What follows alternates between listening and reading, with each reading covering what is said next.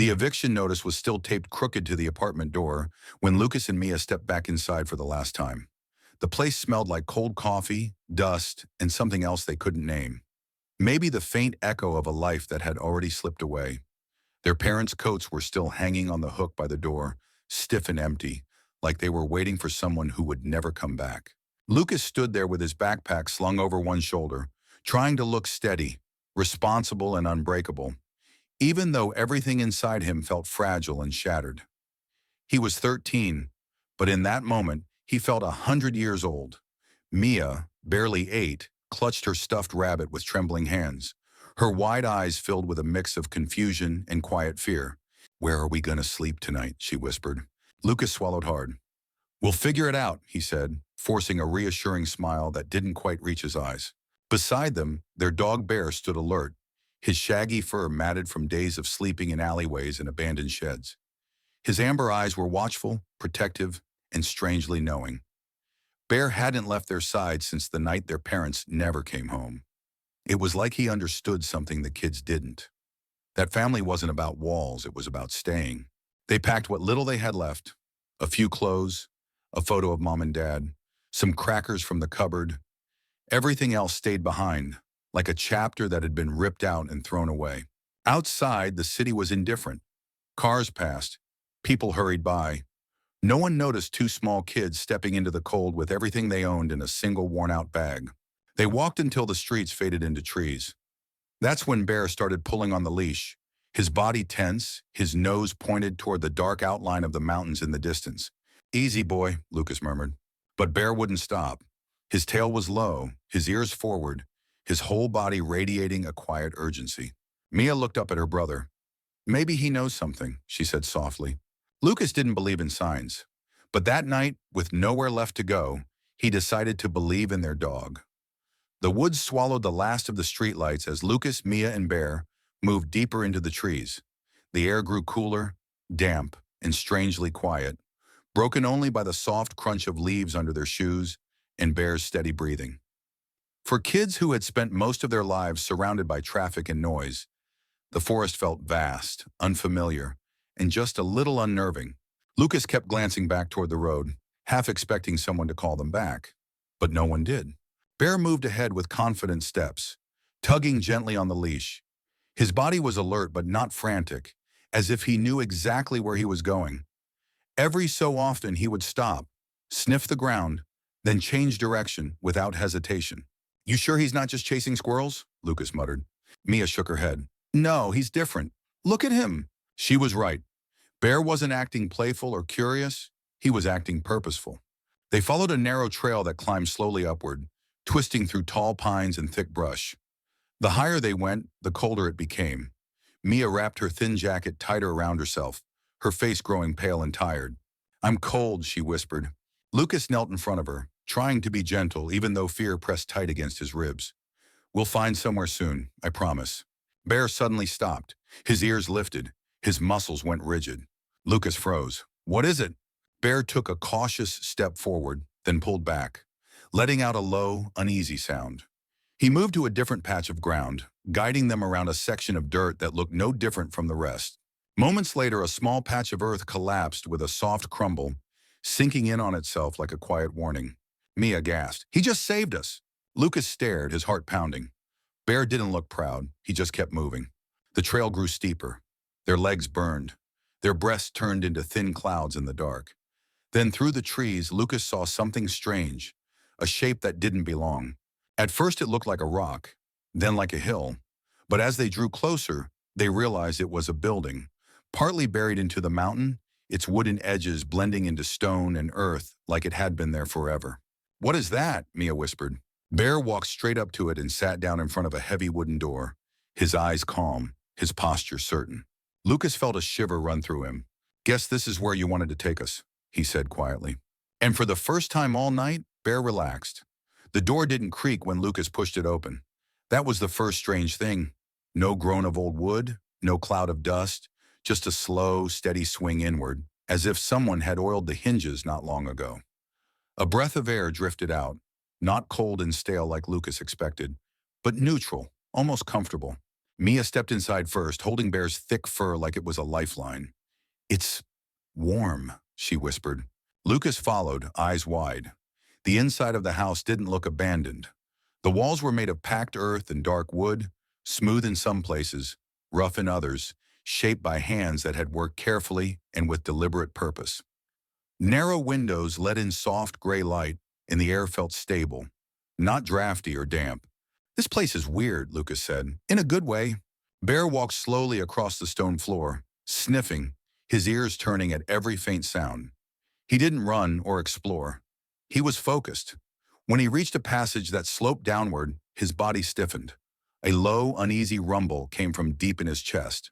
"What's wrong, boy?" Mia asked. Bear backed away from the lower level and moved toward a middle room instead, where he lay down against the inner wall, his breathing finally slowing. Lucas noticed something else. The deeper the hallway went, the colder the air felt. But where Bear chose to rest, it was slightly warmer, almost balanced. "It's like he's picking the safest spot," Lucas murmured.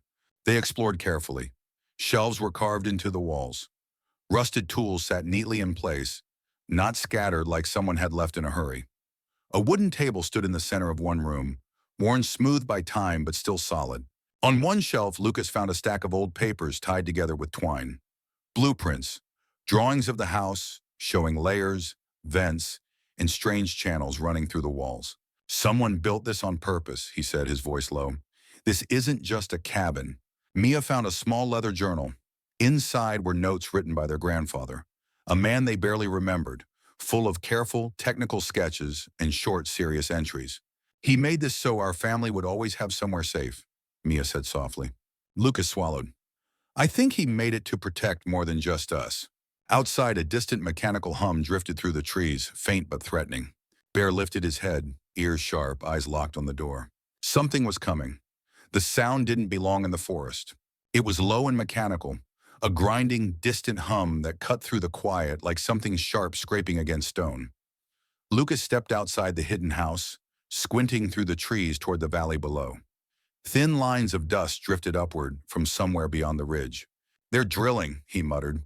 Mia stood close behind him, her small hand wrapped tightly around Bear's collar. The dog was tense now, his muscles drawn tight beneath his shaggy fur, his ears pointed straight toward the noise. Every instinct in his body radiated warning. As the machines moved closer, Bear's behavior changed. He refused to walk certain paths around the house, planting his paws and pulling Lucas back with surprising strength. Whenever the ground gave off the faintest tremble, Bear reacted instantly, guiding them away from spots that looked perfectly safe but felt dangerous beneath the surface. "He knows where it's weak," Lucas realized. That afternoon, the mountain proved him right. Lucas and Mia were gathering firewood near a shallow slope when Bear suddenly lunged forward, grabbing the back of Lucas's jacket with his teeth. The tug was sharp and urgent. Lucas stumbled backward just as the ground beneath his feet cracked open with a soft, terrifying roar. Dirt and rocks slid downward into a widening sink, swallowing the spot where he had been standing seconds earlier. Mia screamed. Bear stood between them and the collapsing ground, growling low, his stance protective and unyielding. Lucas's heart pounded so hard it hurt. "He just saved my life," he whispered. The truth hit him all at once. The house wasn't just shelter. It was part of the mountain, and the drilling was tearing at the very thing holding everything together. That night, the kids sat at the old wooden table, spreading out the blueprints in their grandfather's journal. The diagrams showed underground channels, pressure points, and the house sitting right at the center of it all, like a stabilizing anchor. "If they destroy this place," Mia said softly, "the whole mountain could fall." Lucas nodded, his face grim and determined. "And we'll go with it." Bear rested his head on Lucas's knee, eyes still sharp, listening to distant vibrations that no one else could hear. "We can't just hide here," Lucas said. "We have to stop them." Mia looked at him, scared but brave. "How? We're just kids." Lucas stared at the blueprints, then at the door, then at the dark outline of the machines in the distance. "We tell someone," he said, "and we don't give up until they listen." Outside, the mountain trembled again, soft but ominous. Time was running out. Lucas had never imagined standing in front of grown-ups who didn't believe him. The town office smelled like old coffee and tired paperwork, and the people behind the desk looked at him like he was just another lost, confused kid telling a wild story. But Lucas didn't back down.